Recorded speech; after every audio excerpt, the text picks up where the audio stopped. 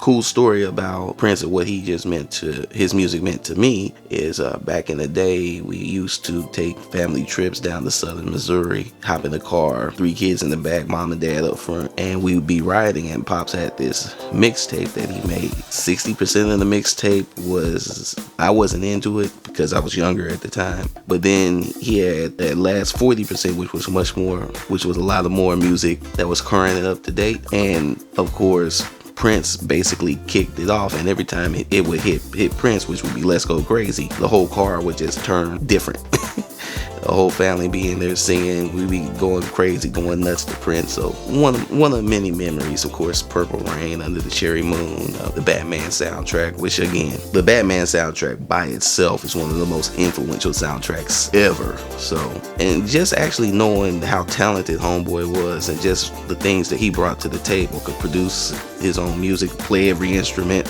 which actually plays into another aspect of me, because I, wear multiple hats when it comes to creating a comic book. I can letter, can draw, write, edit, even color a little bit. I'm still not the best at that. But once again, I think that it's really great that people are celebrating the life and legacy of this man.